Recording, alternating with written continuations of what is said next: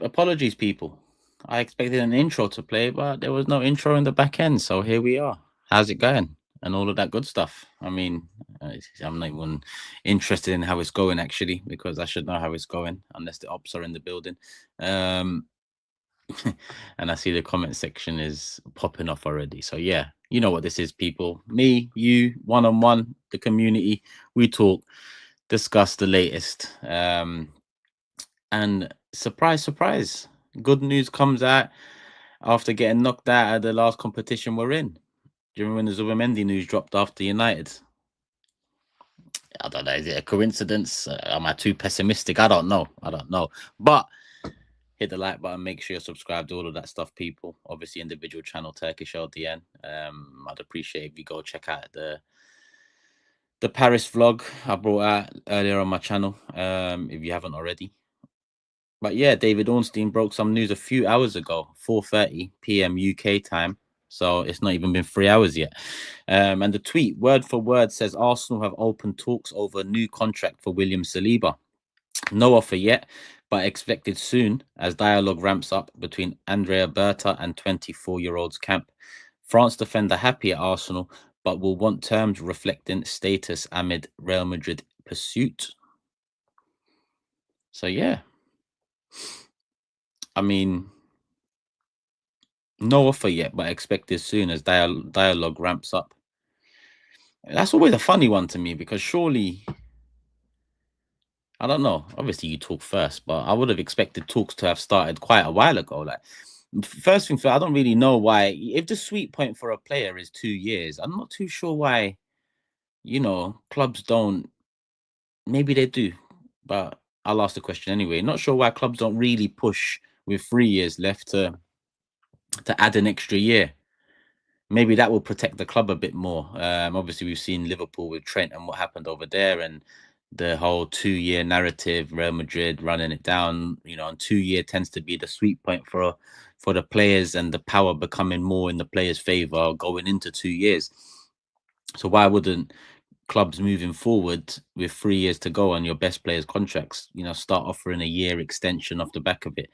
Maybe 2-year extension with a little pay rise. Maybe the pay rises ain't as big as they would be every 2-3 years getting a new contract, but maybe that's the way to counter it, because at this moment in time we're going into a summer where 3 players essentially hold the power in negotiations, in my opinion, because they're so important, every single one of them.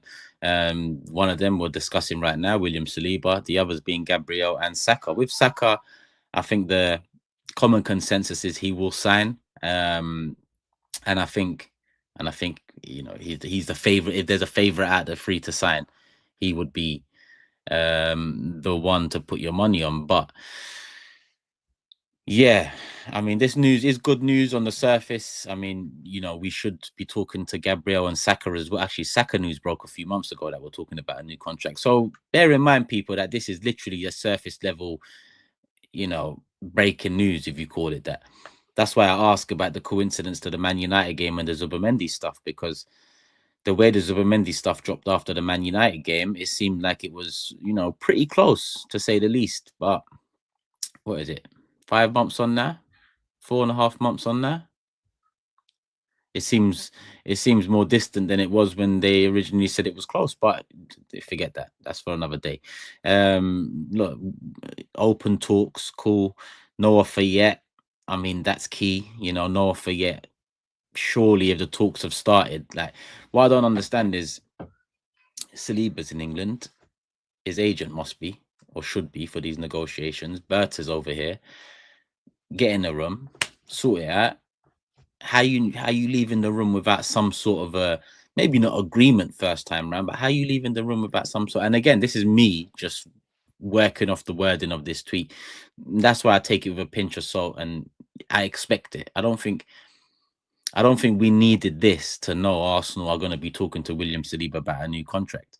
It's interesting that Ornstein adds the, reflecting status amid the Real Madrid interest, because usually Ornstein, the Athletic, are, when they portray things in terms of Arsenal, it's always favourable, whereas this one adds the daunting proposition that Real Madrid have done conversations behind the scenes. But yeah, he says France defender happy at Arsenal, and he does seem happy at Arsenal. Listen, he hasn't had his greatest season. I wouldn't say he's had a bad season, but I mean, in recent weeks, he hasn't been his best self. Is that Gabriel lost next to him? Potentially, I don't think so, because I don't see the errors that he's made being a partnership issue, more so a concentration or a overconfidence issue at the back. But that doesn't change who he is and what he is. One of the top one of the top defenders in world football. Full stop. I mean, he's still young, but I mean, he's established himself as one of the top. Hence why Real Madrid are circling. And you know, in negotiations, you can talk about money, you can talk about length of contract. One thing that we have failed to do anytime we've had big players at this club in the Emirates era is convince them that our ambition aligns with theirs. We've failed to do that. Some might argue Ozil contract extension. I think different circumstances. I think Ozil was comfortable as well. And Oba contract extension, and I think probably, well, actually he ended up going Barca, but at that time he probably would have had suitors. So I guess Oba is the one player that we did manage to keep, but again, he had a very strong connection to the fans, and I'm not too sure ambition of the club was what kept Oba here. Similar to Ozil, I'm not too sure ambition was the selling point. I think the selling point for both of those players were more happy, connected to the fans, you know, have somewhat of a cult following.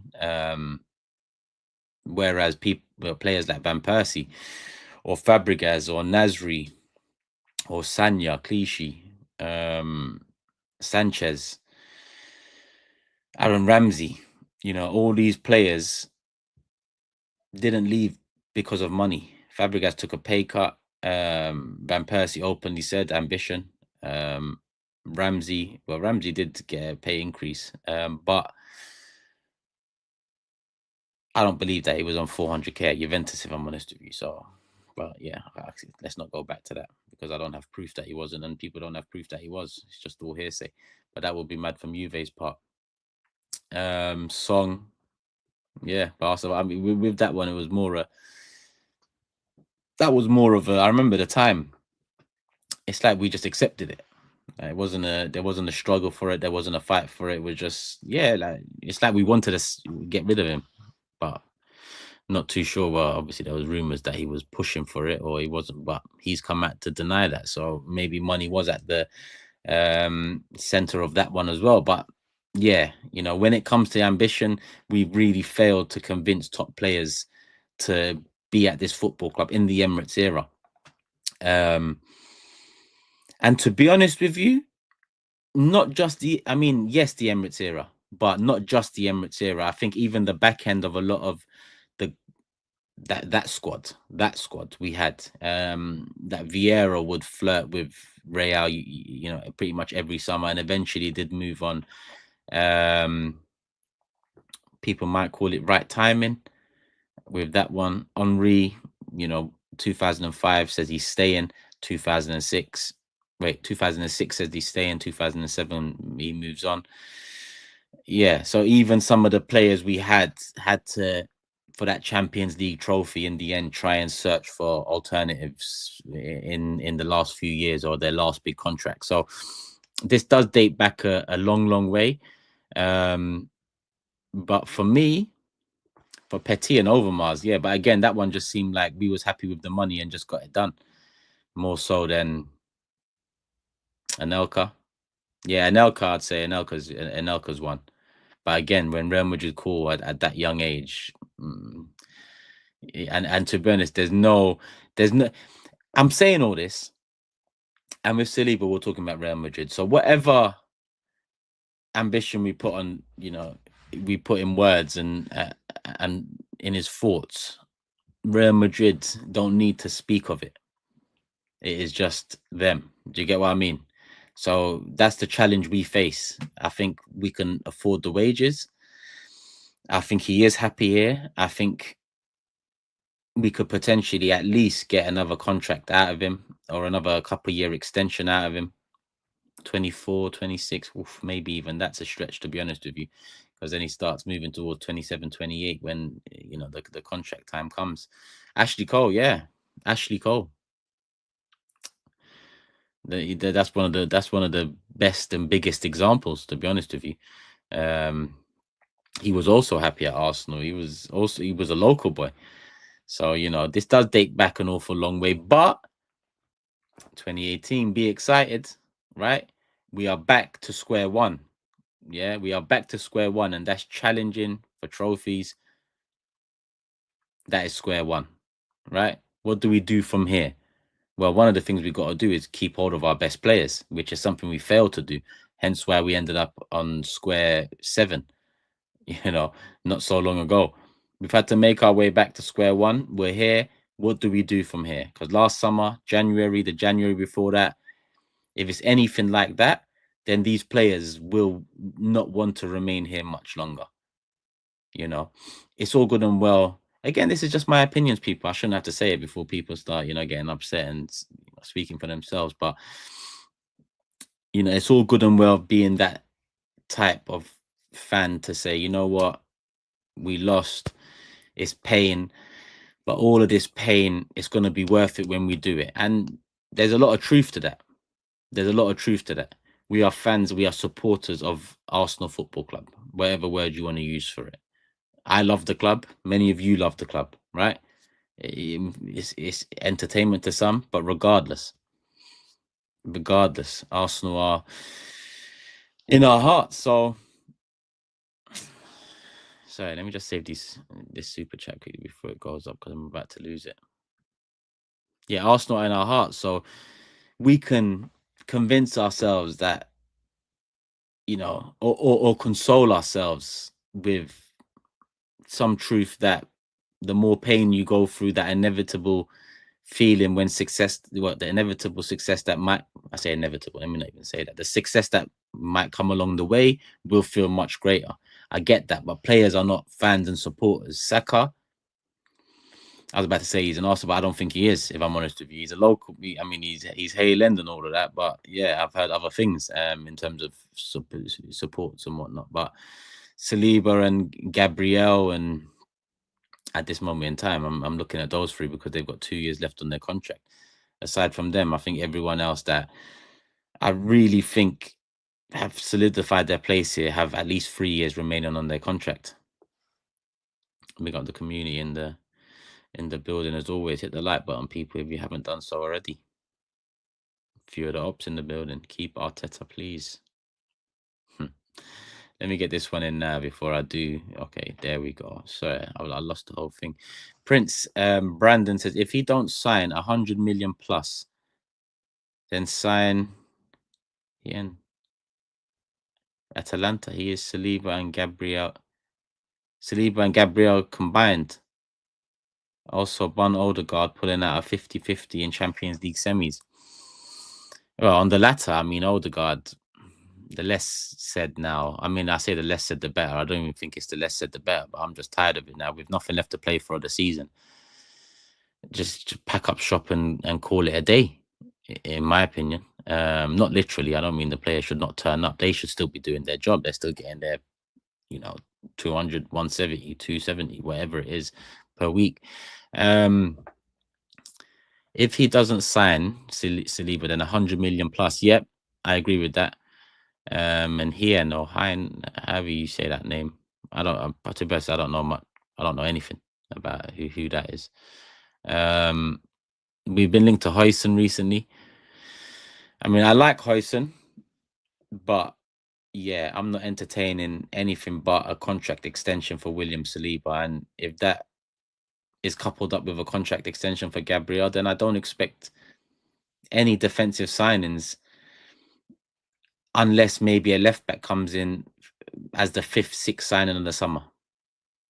If we could extend those contracts, if we can't extend Saliba and Gabriel's contracts, then maybe the club have to decide on the best way forward. Would I accept losing any of them? Not really. I'll be honest with you. Those are two players that, if you ask me, the 5 players that we must, those videos, 5 things and all of that, 5 players we must keep, then Saliba and Gabriel would be 2 of the names on the 5. Let me know if you agree with that, actually, in the comments. I'd say Gabriel, Saliba, Saka, Declan Rice.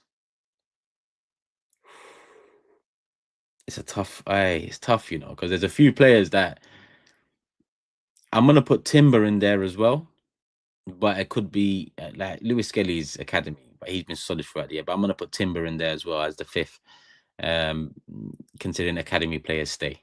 Yeah. But yeah, that would be my 5. Look, Timber comes in at the end there, so yeah, I'd say that's the 5. So I'm not entertaining any of that.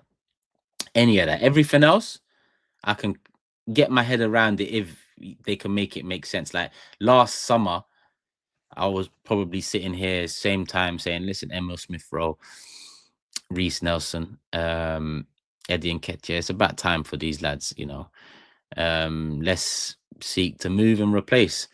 We done one part, move, we didn't do the other part, replace, and that is silly. You cannot, make it make sense, and that never made sense to this day. It doesn't make sense. I mean, I could just go off on how much that didn't make sense again, but I've talked about that transfer window enough. I think people have caught up across the season, including Mikel Arteta, if I'm honest with you, because again, he's a bit cheeky as well with the whole striker thing, because for 2 weeks he was arguing against the striker in January, literally with Charles Watts saying, you need a striker, and he said, in 2024 we scored the most goals, which is a fact, but it's also not really relevant to the question being asked. And then Jesus gets injured, and then everything. Then I'll admit, Mikel did very openly say, "We need a striker. We're in the market, opportunities, and all of that stuff." So that's when it really, But his narrative that he was always on it, nah. You can't fool me. I'll be honest with you. Viggs, I did that just before I went live. That actually cost me another 30 seconds late on this live here, but I think it was worth it. I haven't even checked it to see what was going on, but I know that's gonna rattle Tobes. That's for sure. That is for sure. Man, I'm saying, Tobes is a, oh mate, yeah, it's going enough. I'm gonna check up on that afterwards. People, follow me. Turkish LDNX. Barely use it, but when I use it, I try and use it wisely.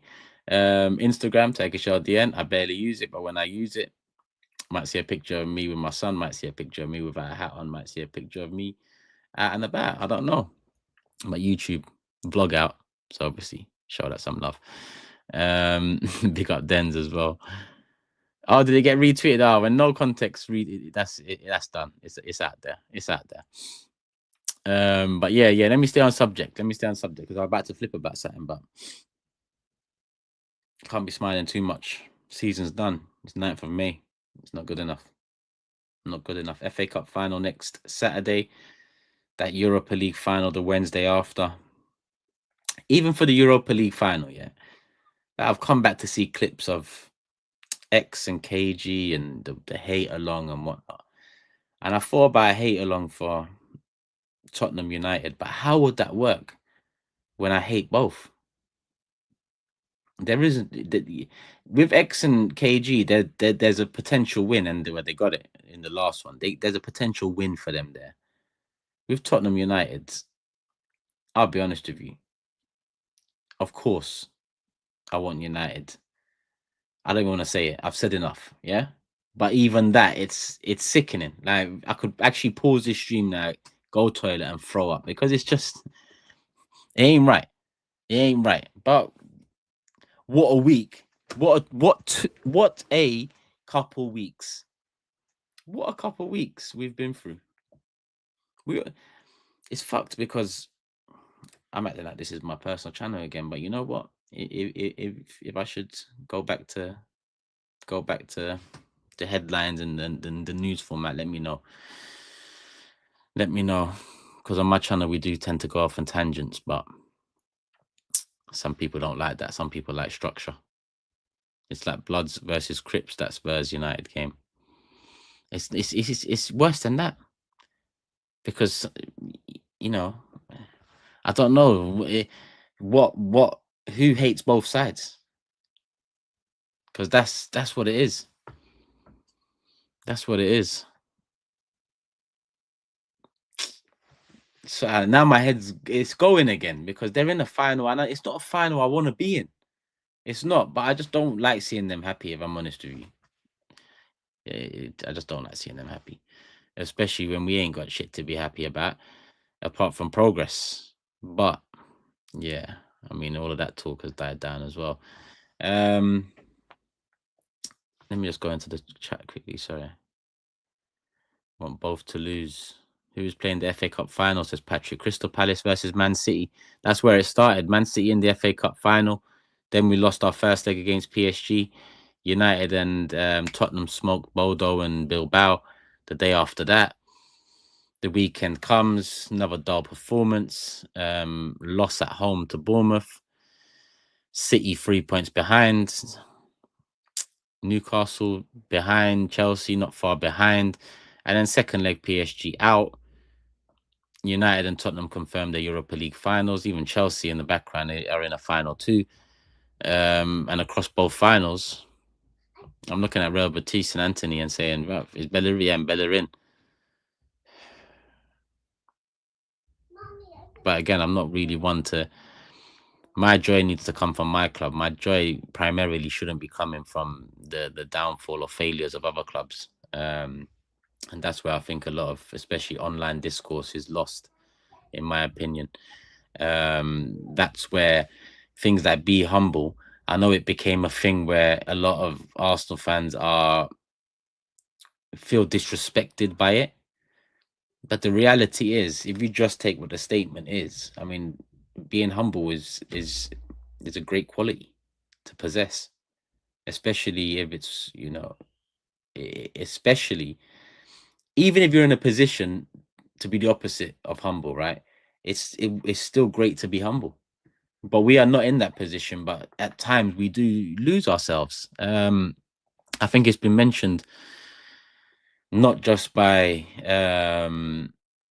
YouTubers. I think it has been mentioned in an analysis over the course of the 3 years at different times as well, in terms of, you know, the emotion of it all and just losing it a bit. And the club don't help. The club do not help. That tifo and the rejection of the Ashburton Army design, and just the general, like, you know, we've got this kind of attitude. And then when you see what we've got, that I had to be in the PSG end for the second leg, and I was with well, not with them, but I was in the ultra section. And to see it from there and then see the images after, in terms of from the stadium above it and whatnot, it's just different class. It's just in touch. You know, there's a connection somewhere that ensures that remains, that culture in terms of, you know, what they provide in the stadium, it remains there. Whereas not just Arsenal, but in English football culture, it's been lost a bit in terms of wanting that sort of I think it scares a lot of people here. You know, I think it's a balance, and especially when everything's going into a corporate direction, commercialized and all of that, you know, it's always about protecting the brand. And, you know, how does the brand look if there's flares and smoking and there's just man shouting and people might have a balaclava on? Or, you know, how does that look to brands or, you know, potential investors or whatever? That's what English football is more worried about, in terms of the ownership and the system that's been created over here. Whereas in European football in general, Man United tifo was decent. It was better than ours, but I mean, it wasn't. I'm not looking at that like the peak. I even look at our first one against Real Madrid, and like that whole was different. That was better than Man United's, and definitely our PSG one.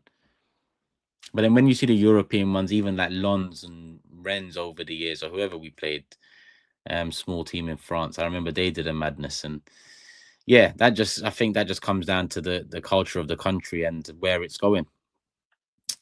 Literally, obviously, there's some crazy scenes after in the streets and whatnot, and that is, of course, that's madness. But that's what regardless of the inside the stadium, the image, and how that portrays it. What happens at the end is what our owners and this country's governing bodies look at and say, yeah, that's what we don't want. So we can't have that because it will lead to that. Which again, people might say there's some truth in, but at the same time, I think there's a balance to it. The Canon Tifa it wasn't put up properly, bro. I was right. I was there. I was like, bro, I couldn't get a better view of it. I was literally there, my 2 eyes, and yeah, I didn't post anything from that game because when I saw that, I said, that's it. Unless we win this, let me just put my phone away and chill out. And that's what I did. Not so chilled because 4 minutes in, well, a minute in, 2 minutes in, 3 minutes in, we're getting bopped. But we're the best team in the competition. Arteta quadrupled down on best team in the competition. And I understand statistically you can, form many an argument. From one stat, you could form many an argument. If you have 3 stats, do you know how many more arguments you could form from them because of the different ways you can use them? If you have 5, even more, right? So I'm not here to deny that the stats or certain stats might, put us top of the list. I'm here. Okay, cool. You show me that, nice. I'll take that list and I'll read it. But our eyes do not lie. Your eyes can't be, unless, your eyes are not working properly. Generally you're going to form the same opinion. If there's a game that you're watching that isn't easy on the eye, you're struggling to create chances, then generally your 2 eyes tell you that. You don't need to go into my whole problem with XG and whatnot. That Saka goal was like 1.9 XG on the total. Why? Because he missed the first chance, which was about 0.7 maybe, and then he scores the open goal, which might be 0.9. So it's like 1.6 or whatever it was. It's like a big 1.678 jump. So what what did we have XG in the end? From that one moment was basically 2 XG. Our one goal. You cannot judge football like this. This was meant to be about Saliba, but we've moved on. We have most certainly moved on because I haven't moved on yet. How can I move on when there's nothing left of the season? How can I move on? And by nothing left of the season, I mean for us, what we have to come is some bullshit from the ops. If you're based in London, whether you're based everywhere, there's Chelsea fans everywhere, United fans everywhere, Tottenham not so much, not so much. So you might not see them, but trust me, if they win something online, they're gonna that. Do you know what that is? That's the Champions League World Cup if they win that. So this is for them. It could all be crazy, man. It could all be crazy. People are using XG wrong to support their false narrative. Loser meant, yeah, a lot of people do that. I don't mind stats. I actually like stats. It can help back an argument, but like I said, I just take it with a pinch of salt because they can be manipulated in so many different ways that, what is the stats really telling you? The eye test is the best test. I don't know how over the years. I remember a few years ago, it's kind of quieting down, but eye test merchant used to be a thing online. Like the eye test is not the way to primarily judge football or sport or whatever. I just don't understand it. But yeah, Will says, "Don't worry, Turkish. You have new kit day next week to look next week. What new kit? Well, our new kit for next season's coming out next week. I don't even like that. I don't know what football's like. What kind of shit is that? How you ending? if you're about to win something over a season, how are you going to put on a next season shirt when part of what makes it great is you win it in that shirt? Do you know how many of these shirts, like the stories behind them, is because we've won it in that shirt, not just game week 1, but all the way through to game week 38. Have I seen the new merch? Nah. I mean, when Lee said it on, was it Lee? Whoever said it on Forever Arsenal, I put up Arsenal Direct. It said Heritage Collection. I hit X. I can't believe the club dropped new merch. It's been like that for years, NG. You are right, but what? Like, why? Why? Like, I don't understand why. Like in my day, again, I sound like a 60, 70-year-old man, but in my day, one home kit would last 2, maybe 3 years, and the away kit at least 1 every 2 years, and the third kit same. They all launch in the summer, heading into the new season. Everyone gasses up, new season coming, everyone grabs their shirts, nice. Now it's every year 3 kits a piece. Then you'll have the Heritage Collection, the N5 Collection, the N7 Collection, the North London Collection, the Thunderbolt Collection, the Adidas Retro Collection. Then you're like just 1886 Collection. I've seen the 47 Cap Selection. It's too many. It's too many collections, selections, everything. It's too many of them. Way too many. I just think the club's they're walking a fine line, because this summer, they either exposed themselves because they got through that Wenger and they got out of it quite unscathed, in my opinion. The Super League is what really, dragged everything into the Kroenke out protest, and that's when the fans really united. But they got away with the Wenger stuff. They really did. Yeah. And people ask me too easily, like, to do I forgive them at times? Wenger is the greatest manager we've had. Obviously, he's the main manager I lived through. But they ruined him by the end of it. They ruined him. I know he took a lot of it on himself while signing new contracts. I get that. But they ruined him. So for me to sometimes hear along these last 2-3 years, what do you think of the Kroenkes now? They ruined our greatest ever manager. How many of our players left during that era? Van P, Fabregas being 2, Sanchez being 3. That's 3 of the best quality players we've had in the Emirates era. But, getting close, I'm meant to just turn around and say, yeah, 100 million rice. I'm meant to turn around and say, yeah, forgive you. What?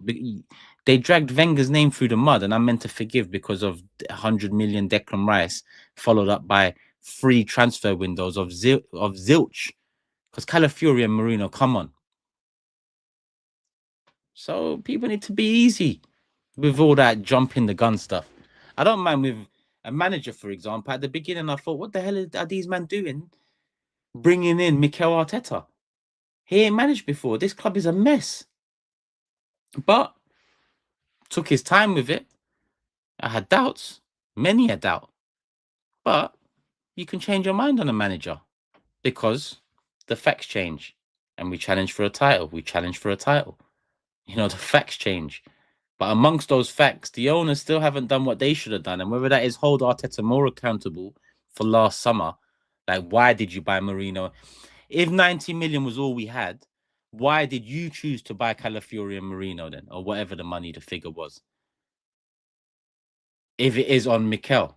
That's why I always look to the owners as well. But this season, when Mikel signed that contract, again, I can't judge Mikel this year the same way I judged last year, just based off of that contract alone. The year before and the year before that, you challenged for a title twice. You're a young manager in your first contract, in your first role. We need to get over the line, but you've shown something that a lot of us didn't think. A lot of us did before the positivity brigade starts shouting, but a lot of us didn't. But once you sign that new contract, more expectation comes. And what is more expectation from 2 years finishing second? Tell me what's next from that. what's next from that is improvement. A trophy at the very least, or an improvement on second, which is first. So when you're on 12, 15 mil, whatever it is, top 3 paid managers in the world, top 2, whatever it is, the expectation becomes greater. And this has been our worst season since, what are we saying? 20. I mean, in terms of expectation to reality, it's probably been the worst season he's had. And that's funny saying that when we finished 8th and 5th. But the last 2 years of title challenging seasons in very different ways led the expectation to be through the roof, the hope and belief to be through the roof. So this one feels like it is worse. It's a worse feeling because we're so close, but again, yet so far. Whereas when he first took over, we was so far and so far. That was it. There was no close about it. So once you sign that new multi-million-pound contract and you are paid, you look around the list and it's Pep Guardiola there and it's Diego Simeone there, and from there, it's about getting over the line now. It's about getting over the line.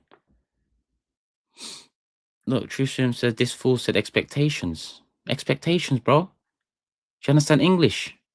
Expectations. Elaborate on what you mean. Because the expectation is if you finish twice, if you finish second 2 years in a row, twice back to back, the expectation is that you improve on that and win something. That is the expectation.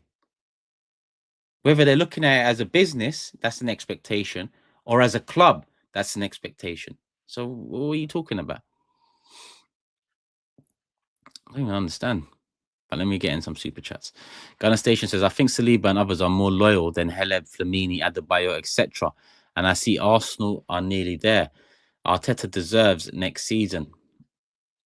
I don't know about deserves. My biggest gripe with him this season is after signing that contract, he's said a lot that just reminds me of what happened with Wenger. And by a lot, I mean a lot of lies, a lot of deflection, a lot of divisive, and that going down that road, it doesn't lead anywhere nice. It doesn't lead anywhere great. I'll be honest. Like going down that road, it's not. Once you start kind of choosing a side in terms of how you present certain information, that's where the trouble brews. If I'm honest, but to say Saliba and others are more loyal, again, I wouldn't talk too. I mean, listen, there's a new generation of fans that their hearts haven't been broken before in terms of football context. I get that. Many a player over the years, I said, trust me, I've been there. Many a player, nah, he won't leave, man. He loves us. He won't leave. Nah, he won't leave just yet. I'd never said that for Fabregas. Fabregas was always going to go home. Henry, I didn't think he'd leave. No, not when he did anyway. Van Persie was the killer. Because I thought, no way this guy leaves to a rival on top of that. So for me, football loyalty, I mean, yeah, until I see more of it in this new era, then there's none of it. I don't expect none of that. Abdullah says, be smart with Saliba. If he doesn't sign, sell. He can fund 3 backup defenders. We can win a Premier League with Gabby, Timber, White, Ricky, MLS, and Kivior. Our issue will still be replacing Kayanko with top forwards. I mean, when you present it like that, it makes sense what you're saying, but it's also not as easy as just said. They'd have to get it right, but essentially, I'm not entertaining any sales of those 5 names I mentioned: Saliba, Gabriel, Saka, Rice, and Timber. Because they, outside of that, there's still a few players that I would like. Nwaneri, I'm not entertaining. Lewis Skelly, I'm not entertaining. Partey, I'm giving a 1-year extension, no, 2-year extension to. And then, to be honest with you, I'm quite stuck. Raya, yeah, I'm cool with Raya, but from there, I'm quite, I think I've run out of names, not stuck. And big up Suj. Hope you're well, man. Hope you're well. Big up Turkish. How long does the new manager excuse last? Surely 5 years is starting to really question, especially with the drop-off we've seen. Love for the love. I mean, the questions are definitely about, and Lee mentioned on Forever Arsenal that you know, people are talking, people are wondering, people are doubting. It's natural. It is natural because again, the trajectory, once you start believing that you're headed somewhere, and then where you're headed, it's like this season was the door. The door's there, and we're headed towards that door because behind that door there's a trophy. And once you don't get that, part of the reason why because you build yourself up to it, but the club have done that too. Trust the process and get behind the team. And like Mikel before the first leg, that whole promotional video, and that's the social media team, but they've got him doing it, right? So no one cares who's behind the camera, whose idea it was. They care about the person doing it, or I do at least. And when he's saying I count on you, and the whole thing is about the fans doing their part, kicking every ball and all of that stuff, I get that. But guess what? I counted on you, Mikel, to get something out of the last 5 years. But then when I say that, or when someone does question that, it's you can't do that, it's not right, it's you should, that's kind of quieting down now. Even the staunch backers of Mikel over the years are essentially saying 1 more year, but we've also heard that before. So I don't know. Anyway, listen, the contracts need to be sorted for Saliba, Gabriel, Saka, because they cannot be heading into next summer with a year left. Because next season, if we don't win something and change really, because there ain't going to be no change. That's why I don't dwell on it too much. I've given my thoughts on it. I'm kind of tired of the situation. It does feel stale to me. But I'm not trying to jump on any bandwagon and start shouting about it all summer either. Like on the flip side, when, I believe something, I didn't jump on the bandwagon and shout that I believe, even though the big six caught me out with that clip. But I'm glad that clip's floating about, because a lot of people think that I'm never positive or I never believe. In that clip, I said without a shadow of a doubt we're winning something this year. And that was in April last year when we still had a chance to win the league then. I just thought, look at what we're producing week in, week out. So that's where the expectation comes from. Now, some people will say, oh, more fool you. But the numbers were there, the performances were there, the eye test, the number test, the maths test, the science test, the whatever test you could conduct from last season, it was all showing very, very positive signs. Big up, Suj. I know you saw the big six. Nico says, even if we have this, quote, unprecedented summer, Mikel will still find a way to put Kai back in the starting 11. So what really is there to look forward to? That's part of what he's got to change. Once you get your head around and come to terms, if you are Arteta out or whatever, that he's going to be here next season, you have to think, okay, what do we need to do? What can we do? And one of the things is loosening up a bit. Like, I think after 22-23, going into the more rigid style worked for us last season, but then going into this season, it obviously hasn't. So is it a case of drawing back on that a little bit and bringing a bit more 22-23 in, or some other idea that's on his wall? I don't know. But Kai coming back into the team and being starting 11 next year, I'll be honest with you, that shouldn't be happening. That shouldn't be happening. Havertz should not be starting 11 next year. Now, to be honest with you, no player on the bench should be on 275k a week either. So there's a problem there. And I also don't think there's going to be any. Someone said something to me today where Leverkusen, Wirtz, potentially 100 mil Bayern. If they sell him, then maybe Havertz, Leverkusen. I mean, that does sound nice. I can only hope, because I think, his contract is a massive hindrance relative to importance to the team. So yeah, Berta's got work to do. On one hand, he's juggling Saliba, Gabriel, and Saka's contracts. On the other hand, there's going to be loan players coming back in that need selling, and he's got no hands left to even deal with the players that we're going to need to bring in. So his job is massive, but at least we've got a man that you can look back and say, he's done quite a bit in the game for us to trust him. If it doesn't work with him there, then there isn't this whole Edu thing where he's inexperienced, and because I don't like that. Like Edu, for me as a player, and even as a director of football, I don't know how good he was at his job. I don't think really anyone does, if I'm honest with you. And we don't know the ins and outs. And this is someone coming from someone that's local to the club. That's not definitely not in the club. They don't like me, that's for sure. But around things and on social, I can't say Edu was bad at his job. I can't say he was good at his job either. But what I didn't like was the easy excuse, Edu, he's not experienced enough. And then inevitably, when November comes and this whole fallout and, gardening leave stuff, I knew a lot of summer and January will be blamed on Edu not being there and not whatever. It's too easy. Whereas with Berta, he's come in and there's not that cannot happen. We have an underwhelming summer.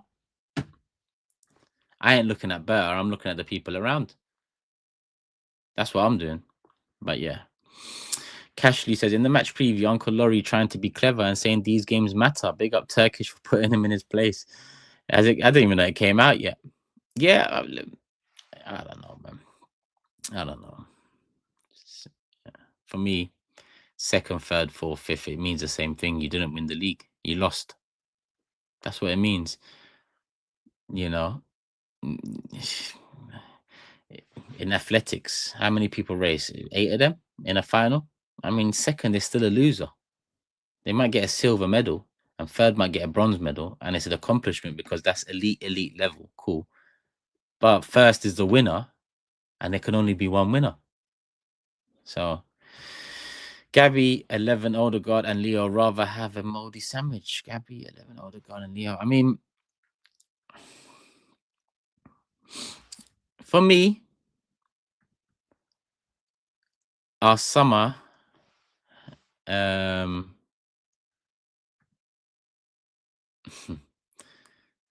crazy people in the chat. And for me in the summer, I've been saying Rodrigo is going to be available for a while, and it looks like he's going to be available. You got to be all over Gyökeres, all over Rodrigo. We've got to be, because we're not. We need more than one player in this forward line. Yeah. And from there, then Martinelli drops to the bench, and Trossard drops to the bench, and Havertz drops to the bench. And then you start looking at the bench, and you've got this tall guy here. He can invade space. You've got this little guy here. He can shoot on both feet. He's a decent finisher. He can get you goals off the bench. You've got this Brazilian winger here. He loves the club. He's happy here. He's behind another Brazilian and Rodrigo, but that can help him. Competition. It starts looking a lot healthier. And that's just adding a left winger and a striker. And then you've got Rodrigo, Gyökeres, and Saka as the front three. Doesn't that sound a bit more like magic can happen in a Champions League semi-final? Or a 0-0, 1-1, 82nd minute? A bit of magic, right? Right now, we're missing a lot of magic in that front line. But along with buying players that are capable of producing magic, Mikel has to loosen up. Loosen up. No point in buying Ronaldinho and Okocha and then telling them to run back and run left and run right and stay there when he's there, because if you don't move there, he ain't going to be able to get there. And if he doesn't get there, then how's he going to play the ball there? It's all too much. It's all too much. But yeah, Gyökeres, Rodrigo, that'll be the two number ones for me. What's it looking like? 60, 70 for Gyökeres. What are we saying? 80 for Rodrigo. That's looking like what? 150, let's say. 150, 160 for those two. Where do I sign? Where do I sign? Pace, power, goals, bit of magic, bit of something out of nothing, all in one. And then it makes your bench stronger too. Because then, like I said, you've got these options. Güler, I see someone mention it there. I was going to get on to Güler. If Güler is available, the thing about Güler is he really wants to make it at Real Madrid. Like, I know this. So as much as I want him, I think he stays there another year. Xabi Alonso comes in. Güler is a very different type of player type of forward to any forward they have. He's very different. So I think Xabi Alonso will use him definitely more than Ancelotti did. And look at Güler the last few weeks. Did you see his goal the other night? And then did you see the goal a couple of weeks before that? Right foot out, both outside. Well, actually, was the other more or less outside the box. Beautiful, beautiful goals. You know, again, that's magic. So, any chance he's available, loan option, loan obligation, full sale, any chance he's available, you go for him. I wouldn't mind Eze from Palace. I wouldn't mind Cunha if we get Gyökeres and Rodrigo. Do you understand? Like those two would be 1 and 2, and then with the number 10, I feel like we can be a bit smarter with it. You know, we can be a bit more 40, 50 mil. Yeah, be wise. I just hope Güler is available for loan with option. That would be perfect. Fred says Martinelli is mid. Hate to say it. We need better. We do. Jay Federer says we all agree with a couple of A-grade attackers we can win. We just made a champions. We all agree with a couple of A-grade attackers we can win. We've just made a Champions League semi-final without them. We just need a few top players, not a new manager. Calm. I understand that, but that's also taken away all the context behind why we need A-grade attackers. Why in 5 years we haven't bought one striker after the striker was the most important player we had for Mikel coming in, the one that actually played the majority of the role in winning us the FA Cup on the pitch. So, you know, it's all good and well 5 years in after a season like this saying, you know, we're just a couple of A-grade attackers away. I don't know how old you are, brother, but trust me, just trust me. Do you know how many times I've heard under Wenger, he's the man, we're just a couple players away? If you knew how many times I've heard that, I don't think you'd even send in the super chat. Trust me on that. But some people have to live to learn. Sometimes you can't, you know, tell someone, and I get that too. Muyi says, I think Arteta's major problem is that he's still using top 4 recruitment strategy to try to win the league. It ain't the same. Partly agree. Part of me wonders why or if he has a problem with that sort of character. You know, world-class players, magicians have different characters more often than not. Sometimes ego related, but different characters. Could it be that? I don't know. Either way, it's got to change. That's all I'm saying, because you know we know what it is next year. You know, like I said, I'm not gonna rant and rave and what's going on here? I'm not gonna rant and rave and go off weekly about his position. I've said what I've said. I'm tired, but this summer is here and it's gonna happen regardless of what I think, what you think, what anyone thinks. Interestingly enough, I mean, next season will be the 6th season, right? I saw someone in the comment section let me know that Kroenke sacked the Denver Nuggets manager or head coach 3 years after winning their first ever championship, which is quite. I mean, what we know of them here in terms of how they manage us to what we know of, well, what some of the things I hear of what they do at, like that biggest ever NBA contract to Jovic, I think that was his name, or this here. It's a funny one. Turkish is Saliba and Gabriel. No. They are most certainly not. In my lifetime, Adams Campbell. That's in my lifetime. Adams Bold, solid. Keown, solid. But Adams Campbell for me. That's why a lot of people often, I don't know if you hear it, but I often hear the 2002 team better than the 2004 team. A lot of that is to do with Adams being there for it as well. And I think we only lost one game in the 2001, 2002 season. That's off the top of my head, so don't quote me on that. But yeah, Saliba Gabriel are definitely not the best partnership with Arsenal I've ever had. That is for sure. Big up Joshua. Arsenal missed a proper centre forward with good movement. Midfielders don't have that skill. Jesus' movement is how we scored so many goals. Well, yeah, but doesn't it feel like Mikel's kind of moved away from that type of baller or that type of player on the pitch at all? Not even just up front. because he's gone. You know, you've gone from Jesus to Havertz to Marino over Trossard. Like, you know, it's like he favors that type now, which is worrying. At the same time, you need different types. When we had Jesus, I would have taken a Tony type of striker, right? But now we've got a Havertz. It's time to get a smaller, more mobile, you know, not necessarily smaller, more mobile, more physical, more efficient striker. So we went from needing one for the other to getting the other, but then needing the other one again. It's like, come on.